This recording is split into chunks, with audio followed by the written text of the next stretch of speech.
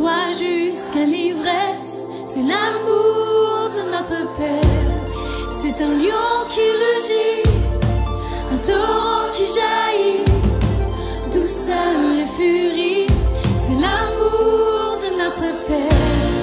Volcan de compassion, tempête d'affection, confiance et passion, c'est l'amour de notre Père. Le Fils venu sur terre, sa mort, les bras ouverts, splendeur et mystère, c'est l'amour de notre Père. L'amour de notre Père.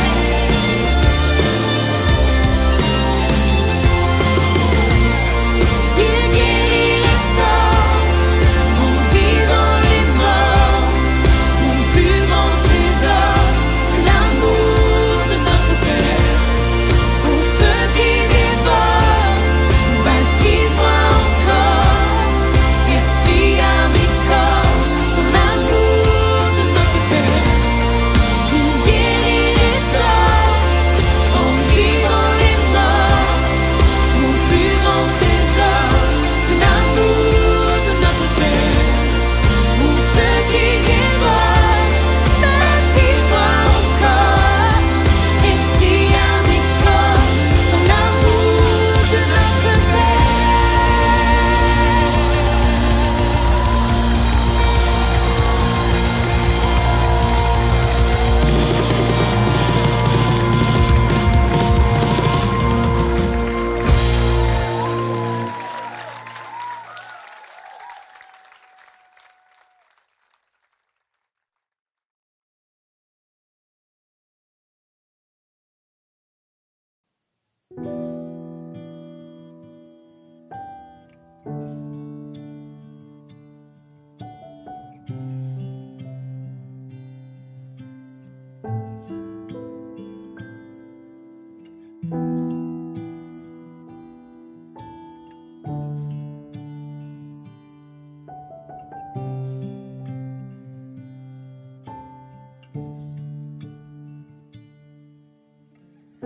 Créateur de ma vie, qui a rêvé de moi, je suis à toi.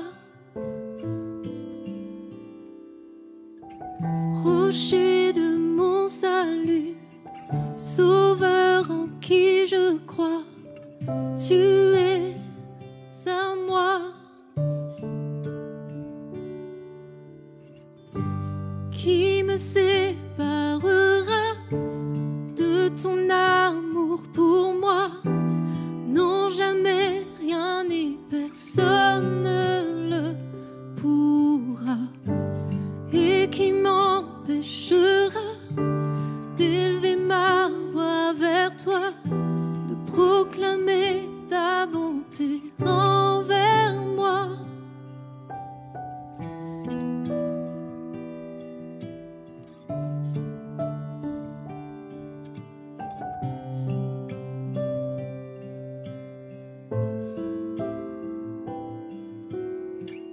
Fidèle consolateur et véritable ami, je vis en toi.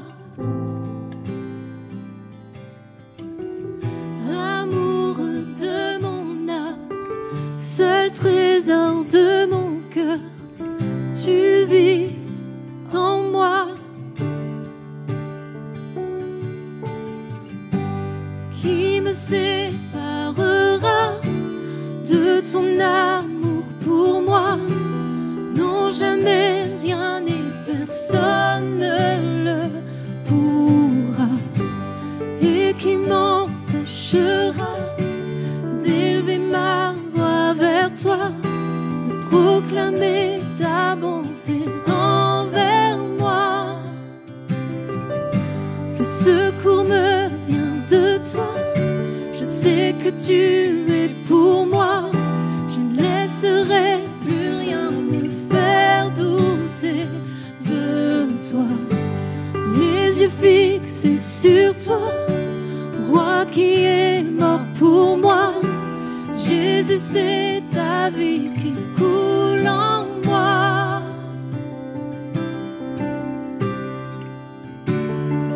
Mon seul abri, c'est toi, celui qui prie pour moi, qui se tient avec moi, debout dans le combat, celui qui me conduit, Dieu qui guérit ma vie, Sauveur qui reconstruit sur ce qui est détruit.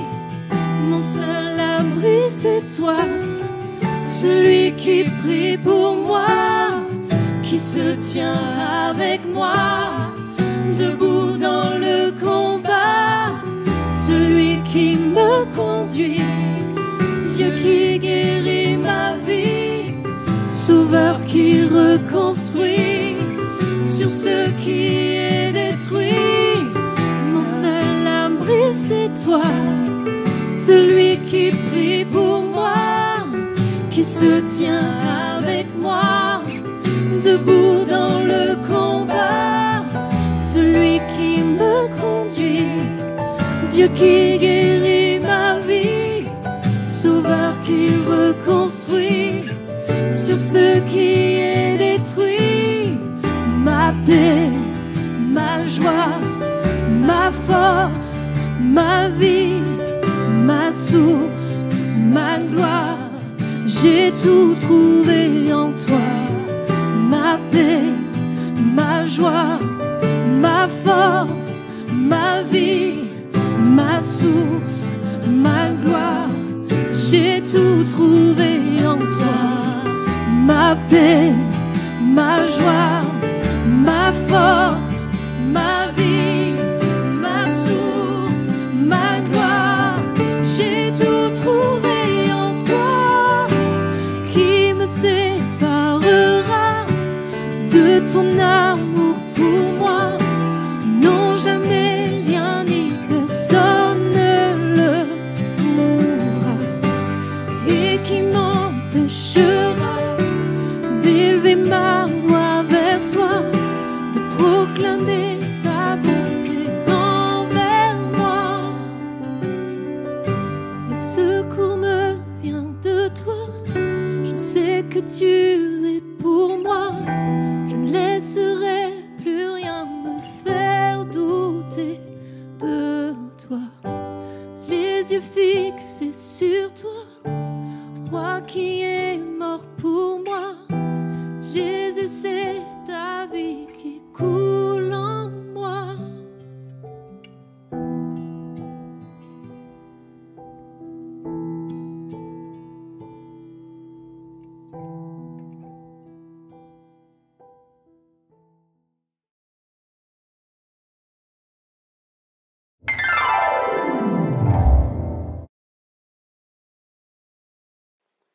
Chers amis, bonsoir, bienvenue sur notre émission proposée par la chaîne YouTube de la Cité de Lumière, proposée par le Centre évangélique Voironnais, 46 rue du Faubourg Sermoran, et bien sûr tout ceci situé à Voiron dans l'Isère.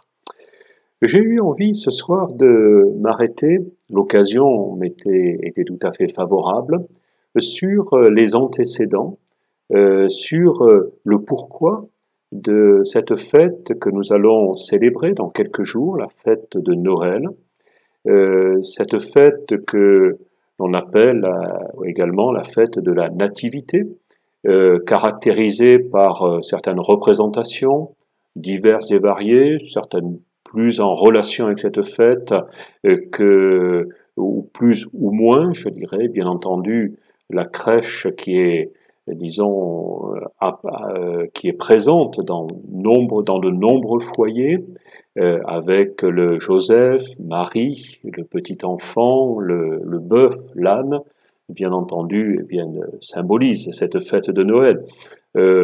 Davantage que peut le faire le sapin tout illuminé, mais malgré tout, nous avons ces deux aspects. Cet aspect de la célébration de la nativité et l'autre aspect qui est la fête tout simplement et qui doit prendre bien entendu toute sa place pour réunir petits, grands, pas trop nombreux cette année, mais les réunir malgré tout pour célébrer ce temps particulièrement intéressant et festif. Lorsque on remonte, j'allais dire, aux origines, non pas aux origines de l'univers, ni au Big Bang, ni quoi que ce soit, mais je vais m'arrêter ce soir sur l'annonce faite il y a bien des années, à peu près 28 siècles, par le prophète Isaïe, ou Ésaïe, suivant les versions, auteur d'un livre important dans les Écritures, un livre de 66 chapitres, autant que de livres contenus dans la version protestante de la Bible. Et si je m'arrête au chapitre 7, donc vers le début de ce livre, voici ce que je peux lire. Je vous donne la lecture de ces quelques versets. Écoutez donc, maison de David, est-ce trop pour vous de lasser la patience des hommes que vous lassiez encore celle de mon Dieu? Une question un peu agressive, je l'avoue. Mais voilà ce qu'il est écrit après, c'est pourquoi le Seigneur lui-même vous donnera un signe, sous-entendu un signe miraculeux. Voici que la jeune fille, que l'on a parfois appelée la Vierge, la jeune fille est enceinte, elle enfantera un fils et lui donnera le nom de Emmanuel. Voici une première, je dirais, accroche qui nous amène vers des choses que l'on connaît. Si je pense que dans la plupart des personnes vous qui êtes en train de m'écouter ce soir, avez une fois au moins dans votre vie pensé à cet événement. Le Seigneur lui-même vous donnera un signe. La jeune fille sera enceinte et elle enfantera un fils. C'est, je dirais, le fondement de cette fête biblique, dont on peut dire qu'on n'est pas sûr non plus qu'il sache que ce soit au mois de décembre qu'il faille situer vraiment la nativité, mais plutôt un peu plus tard. Plutôt un peu plus tard, je vous accorde il fallait le faire, mais je l'ai fait. Et malgré tout, ce verset, eh bien, attire notre attention. Et il y a d'abord un miracle qui s'attache à ce temps de fête. On ne peut pas le passer sous silence. Un miracle, c'est toujours quelque chose qui tient en haleine. Et si l'on prend trop d'habitude, de célébrer la fête de la Nativité, la fête de Noël, sans penser à son origine, on va passer facilement à côté de cette notion de miracle. Quand a-t-on vu une jeune fille non mariée, vierge, capable d'enfanter? Il faut l'avouer que ce n'est pas courant. Mais Dieu va se choisir ce signe précisément qui est hors du commun pour attirer l'attention. Et ce soir encore, il attire notre attention là-dessus. Si on va un petit peu plus loin, on passe un chapitre plus loin ou deux, et dans ce texte dont je vais vous donner lecture, il est parlé d'un autre aspect de cette fête. Au verset, je vais passer les versets, c'est pas la peine de se plonger dans tout le livre, mais chapitre 8, verset 23, il nous est dit qu'à ce moment-là, Ésaïe va aller plus loin et dire « Les ténèbres ne régneront pas toujours sur la terre où il y a maintenant des angoisses. » Autrement dit, on vient de parler d'un miracle un peu particulier, avouons-le, mais il y a un autre aspect qui s'attache à cette fête de Noël. Les ténèbres ne dureront pas toujours. Il y aura une fin à ce qui est ténébreux, à ce qui est angoissant, puisqu'il est même dit un petit peu plus tard, sur la terre où il y a maintenant des angoisses. Il faut reconnaître que l'année 2020 a été, disons, génératrice de son lot d'angoisses. On ne va pas ignorer tout ce que l'on a vécu ces mois derniers. Certaines fois, de façon plus légère et peut-être un peu moins angoissante, mais à certains moments, lorsque je vous ramène vers le printemps, où tous les soirs on avait ce décompte macabre, j'allais dire, par un professeur de médecine, par ailleurs très recommandable, mais qui tous les soirs déclamait tant de cas de coronavirus décomptés, tant de morts dans les hôpitaux, personnes, etc. Donc 2020, pour certains, peut être une année que l'on aura envie d'oublier. Et je vous le concède bien volontiers. Mais malgré tout, le message de Noël, c'est également un message qui donne l'espérance. Les ténèbres ne dureront pas toujours, même sur une terre où il y a des angoisses. Parce que s'il y a eu sur cette terre un passage difficile, eh bien ce qui est promis, c'est également que ces ténèbres vont connaître une fin. Ça me ramène tout à fait au départ de la création, alors que rien n'est encore en ordre dans le monde. La première des œuvres du Créateur, c'est de dire que la lumière soit, que la lumière apparaisse. Et ce soir, je vous souhaite cette lumière. Elle est peut-être matérialisée dans votre maison par un magnifique sapin de Noël. C'est très joli et vous avez bien fait de le faire ainsi. Je pense que tous les petits sont heureux. Et si en plus il y a des chocolats dessus, ça va être encore mieux. Mais tout ceci, eh bien, fait partie de ce contexte de cette fête de Noël. Cette fête où il va se passer un événement hors du commun. Les ténèbres ne vont pas durer toujours. Et pourquoi ces ténèbres ne vont pas durer toujours? Eh bien, on peut continuer à faire notre petite lecture dans le chapitre 9, dans le sens où il est écrit que le peuple qui marche dans les ténèbres voit une grande lumière. Et sur ceux qui habitent le pays de l'ombre de la mort, une lumière resplendit. Tu rends la nation nombreuse, tu lui dispenses la joie, elle se réjouit devant toi de la joie des moissons, comme on pousse des cris d'allégresse au partage du butin. Quand je lis ces quelques mots, je suis, projeté dans une dimension qui est autre que celle du contexte hivernal que nous connaissons. Les jours sont courts, le soleil se lève tard et il se couche tôt. Il y a plus souvent autour de nous un climat qui est pluvieux, un temps pluvieux qu'un beau soleil qui brille. Et Ésaïe va dire, mais le peuple qui marche dans les ténèbres, comme si quelque chose était presque inéluctable, comme si ces ténèbres étaient attachées à la condition humaine. À un certain moment, eh bien, il voit jaillir une grande lumière. Et il se trouve projeté dans une autre dimension qui est la dimension de la récolte, qui est la dimension de la joie, qui est la dimension du soleil qui est revenu. Et il est difficile d'imaginer en plein hiver la manifestation d'une chaleur intense, mais malgré tout, cela fait également partie de ce contexte de la fête, de la venue de celui qui va être le sauveur du monde.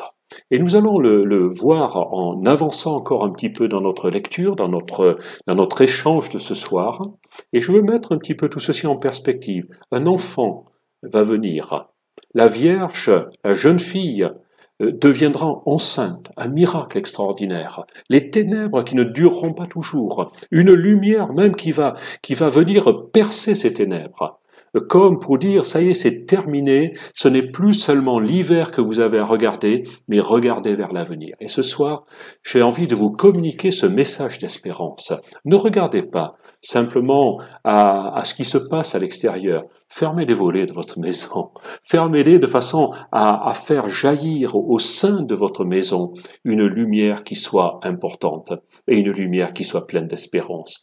Parce que lorsque je vais un petit peu plus loin, j'arrive jusqu'au verset 5, « Car un enfant nous est né, un fils nous est donné, et la souveraineté reposera sur son épaule. » Je m'arrête un petit peu là.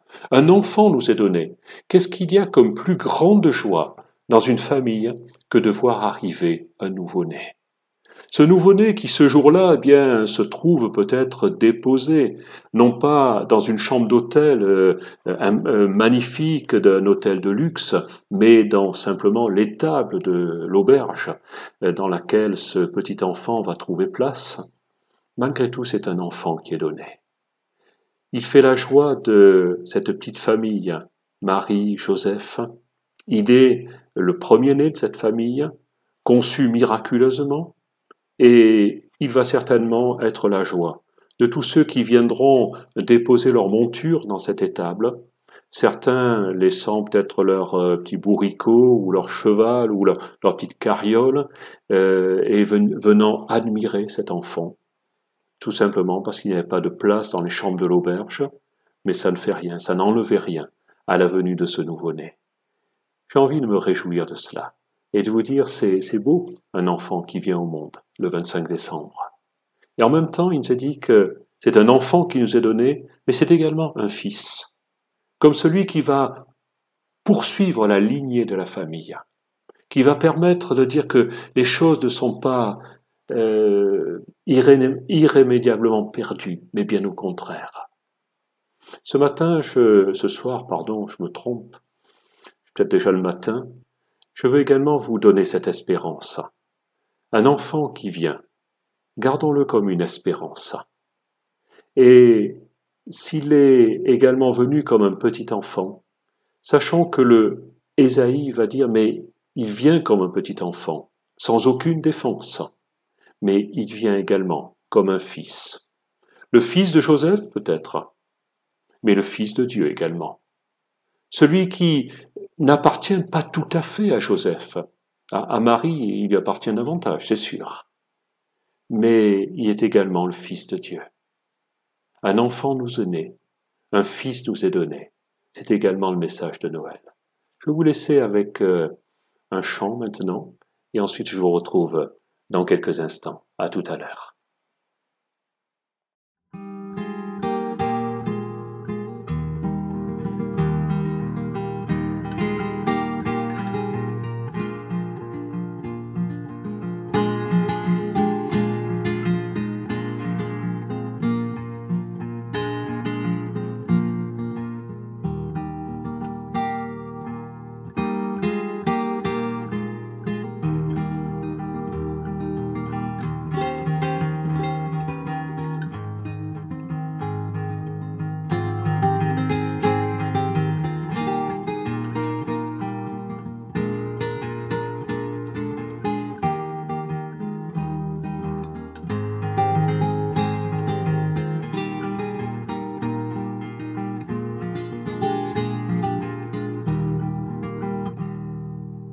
Prendre un enfant par la main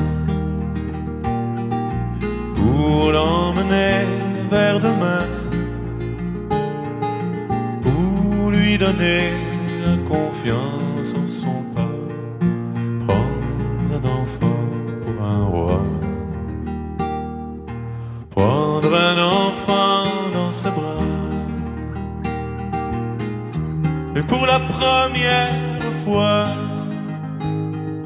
sécher ses larmes en étouffant de joie, prendre un enfant dans ses bras.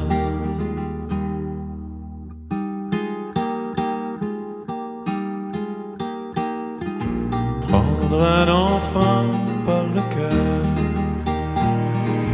pour soulager ses malheurs, tout doucement, sans parler, sans pudeur, prendre un enfant sur son cœur, prendre un enfant dans ses bras, mais pour la première fois, verser des larmes en étouffant sa joie, prendre un enfant contre soi.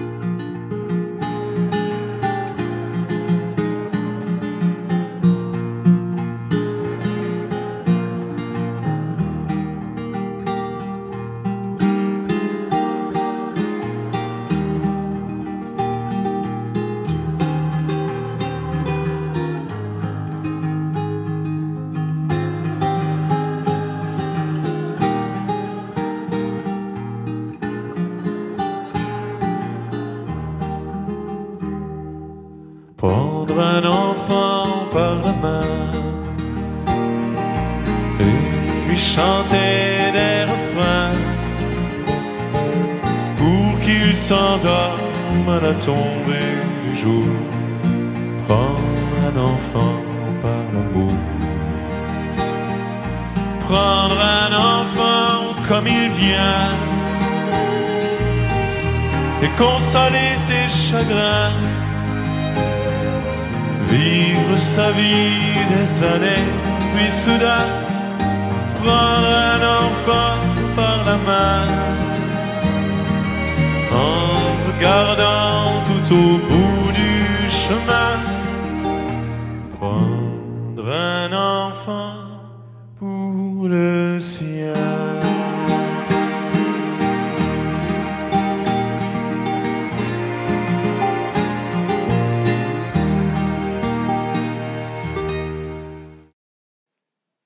J'espère que vous avez eu le plaisir de prendre cet enfant dans vos mains, dans vos bras. Un enfant doit toujours rester ce que doit être un enfant, c'est-à-dire la vie qui vient dans un foyer. Dans ce foyer de Joseph et de Marie, la vie est venue ce jour-là, le jour de la naissance de cet enfant.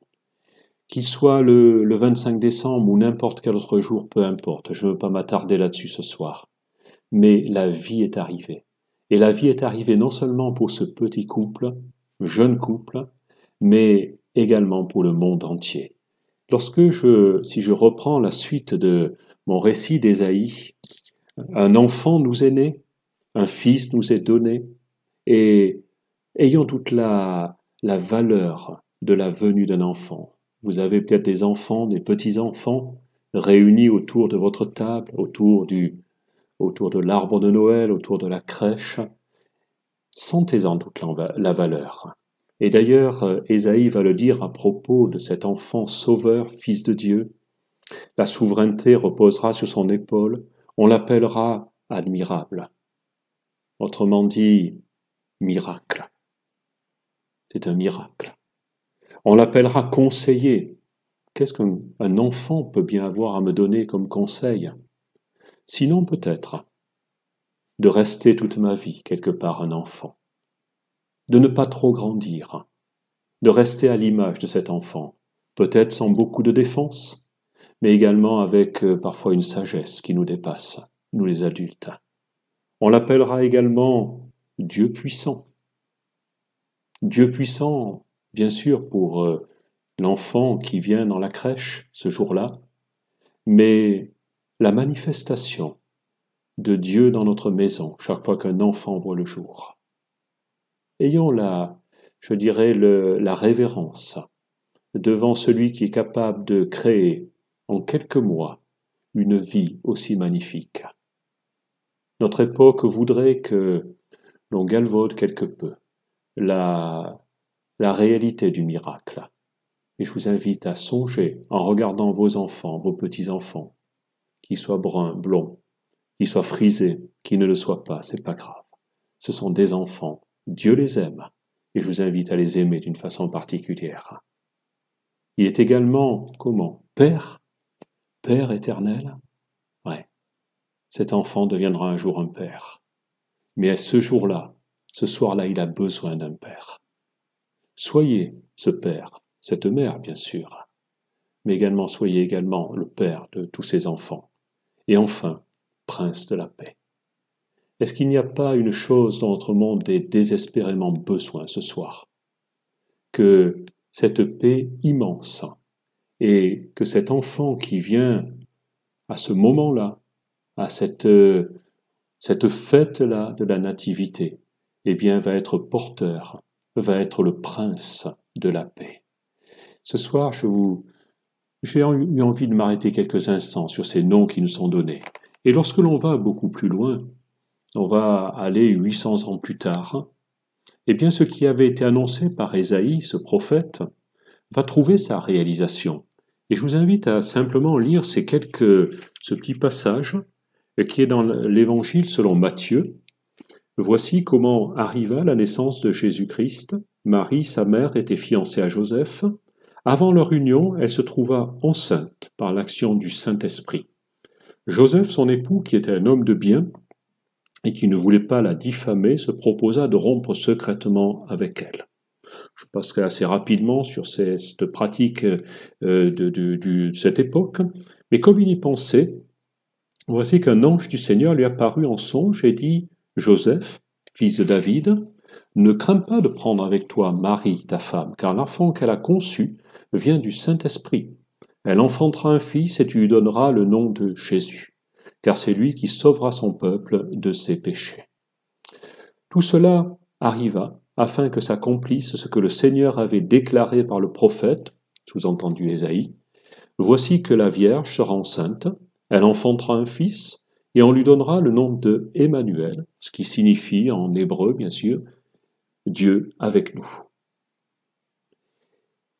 À son réveil, Joseph fit ce que l'ange lui avait ordonné, et il prit sa femme chez lui, mais il ne la connut pas jusqu'à ce qu'elle eût enfanté un fils auquel il donna le nom de Jésus. Ce soir, je suis assez émerveillé par ce récit, qui vient comme un accomplissement littéral, parfait, de ce que 800 ans Ésaïe avait perçu. Le signe miraculeux venait de s'accomplir. La maison de Joseph et de Marie accueillait celui qui était l'accomplissement de la prophétie d'Ésaïe. Un enfant conçu, engendré miraculeusement, mais un enfant venait remplir le foyer de ce couple. C'était accompli. En même temps que le nom qu'il devait porter, Jésus.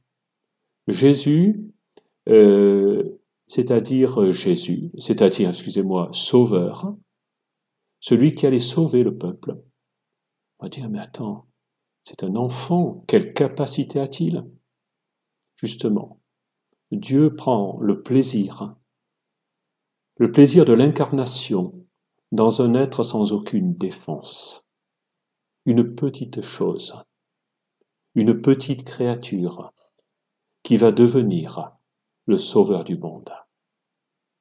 Matthieu se plaît à rappeler, c'est justement ce qui avait été annoncé, cette jeune fille qui allait devenir enceinte, ça s'est passé, auquel on allait donner le nom de Emmanuel, Dieu avec nous.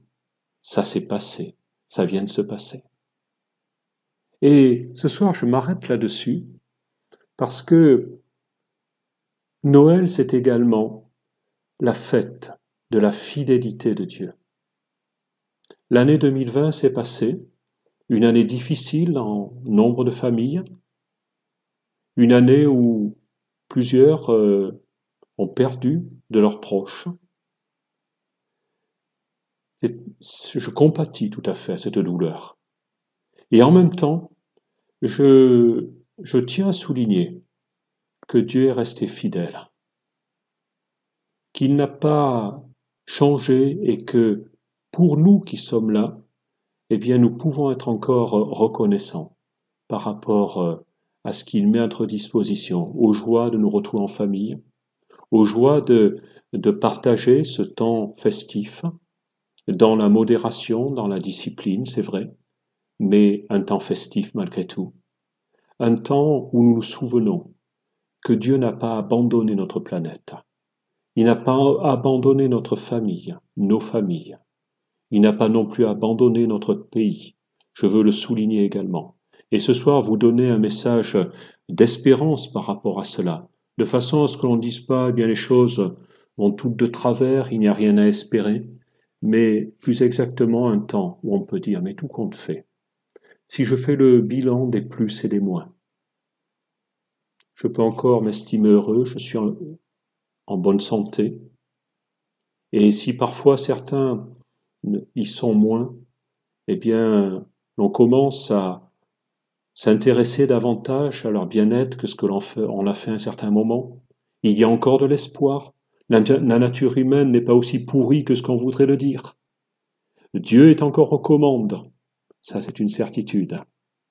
Et ce soir, eh bien, ce temps de fête, eh bien, j'ai envie que nous le célébrions de cette façon. Ésaïe avait dit, on lui donnera le nom de Emmanuel. On vient de citer il y a quelques instants un certain nombre de noms. On l'appellera admirable, c'est-à-dire miracle. On l'appellera conseiller. On l'appellera Père éternel. On l'appellera Prince de la paix. Et tous ces noms qui sont là sont pour caractériser la même personne, c'est-à-dire celui vers lequel je peux me tourner et dire, eh bien, si je suis là encore, si je suis en vie, ce n'est pas parce que j'y suis pour quelque chose, mais simplement parce que je sais que ma vie est entre les mains de Dieu. Ce soir, c'est également le miracle de Noël, le miracle d'un temps que nous pouvons célébrer, où nous pouvons faire silence par rapport à tout un tas de tragédies que notre monde connaît. Je suis toujours assez émerveillé quand je vois que nous avons dans certains endroits du monde des troupes militaires qui combattent pour maintenir la paix. Et cela me fait toujours plaisir de voir que des hommes politiques, président de la République ou Premier ministre ou ministre, je ne sais, se déplacent pour passer cette soirée, cette veillée de Noël avec nos troupes. On va dire oui, mais c'est normal. Eh bien, cela signifie aussi quelque chose. Et signifie qu'à un certain moment, eh bien, les combats ne durent pas toujours. Vous vous souvenez peut-être de ce récit durant la Première Guerre mondiale, où dans les tranchées de la région de Verdun, je ne sais si vous connaissez cette région, mais ça gagne à être connu, à se souvenir ce qui s'est passé dans cette région. À un certain moment, dans la tranchée, eh bien, tout s'est arrêté. Les troupes françaises, comme les troupes allemandes, ont rangé leurs armes et ont pris un temps pour célébrer ce miracle de la nativité. Tout s'est arrêté. Les combats se sont arrêtés. Il n'y avait plus d'Allemands, il n'y avait plus de Français. Il n'y avait que des hommes, certes dans un triste état, mais ces hommes qui ont pris un petit peu sur leur ordinaire pour s'arrêter et célébrer ce temps de paix. On l'appellera Prince de la paix. Et le message que je veux vous faire passer ce soir, au pied de votre sapin, devant votre crèche, en train de déguster votre bûche, ou alors vos petits vins liquoreux, pas trop, juste ce qu'il faut, puissiez-vous dire peut-être à quelqu'un, eh bien que la paix soit avec toi. Vous ne le direz pas de cette façon, ce n'est pas l'habitude, mais être simplement là pour goûter ce moment paisible, pour le goûter parce que c'est la pensée de notre Créateur, de notre Dieu, en nous donnant cet enfant nouveau-né, ce Fils qui vient pour être le Prince de la paix, c'est sa pensée, c'est la pensée de Noël, c'est la pensée de cette fête de la Nativité, que de s'arrêter et de dire « je ne vais pas contester toujours quelque chose. Celui peut-être avec lequel j'étais brouillé, j'ai cette idée ce soir de me dire, est-ce qu'il ne faut pas, après tout, que je prenne le temps de me réconcilier? Peut-être est-ce que vous êtes brouillé avec votre belle-mère? Eh bien, si elle est à votre table, eh bien, soyez de ceux qui vous réconcilient avec elle. Ça fait peut-être sourire cela. Mais c'est parfois la réalité. Des vieilles querelles de famille que l'on n'arrive pas à laisser tomber. Une hache de guerre qui est toujours présente et qu'on n'arrive pas à enterrer. Ce soir, c'est la soirée où il est normal, il est opportun, c'est l'occasion ou jamais de le faire. Faites-le. Que cette soirée soit la soirée du Prince de la paix. Jésus est le Prince de la paix. Mais est-ce que vous-même, vous ne voulez pas également devenir à votre façon un prince de paix? Je vous souhaite un joyeux Noël, une bonne fête, et j'ai envie de dire également Que Dieu vous bénisse dans cette fête. À très bientôt. Au revoir.